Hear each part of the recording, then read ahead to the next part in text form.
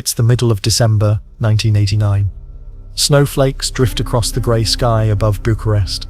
In Palace Square, over 50,000 people are packed shoulder to shoulder. Many were forced to come straight from schools and workplaces. Some have stood in the freezing cold for over 5 hours, waiting for one man, Nicolae Ceaușescu. For 24 years, Ceaușescu ruled Romania with an iron fist. Days earlier, protests erupted in Timișoara after his regime tried to arrest a defiant priest. His soldiers opened fire. Now, anger spreads nationwide.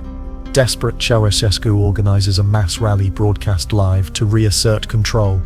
But it backfires. As he steps onto the balcony, artificial cheers blare from hidden speakers.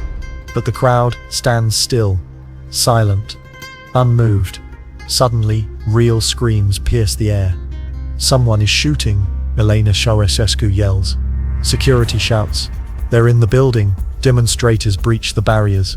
Ceaușescu and his wife shout in disbelief. This is a provocation, but it's too late.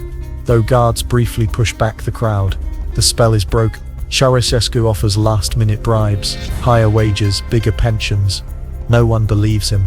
When the rally ends, the crowd doesn't go home. They chant, "Down with Ceaușescu." That night, the regime fights back.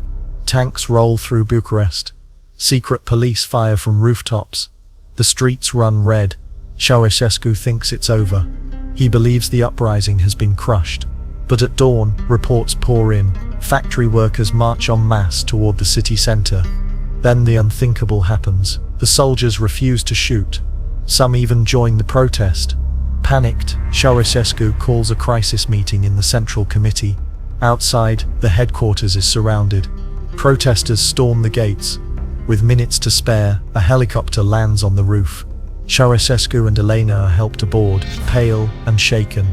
The helicopter lifts off, heading north. Ceaușescu tries to summon help, but no one answers. The army has abandoned him. The pilot receives orders: land immediately or be shot down. They land on a back road. Alone with 2 bodyguards, the Ceaușescus hijack a passing car driven by a bicycle mechanic. On the radio, they hear the revolution has won. The mechanic takes them to an agricultural institute on the city's edge. There, the director locks them in a room and calls the police. Soon, they are arrested and taken to a military barracks. Romania's new leaders move fast. A secret military tribunal is formed. Ceaușescu is charged with genocide, economic sabotage, and hoarding over $1 billion abroad. He laughs at the accusations and calls the court illegal. The trial lasts just 2 hours. Both are sentenced to death, immediate. Ceaușescu requests to die with Elena. He sings the Internationale as they are dragged outside. Elena curses the firing squad. Gunfire erupts. The next day, Romanian TV broadcasts their lifeless bodies. The era of Ceaușescu is over.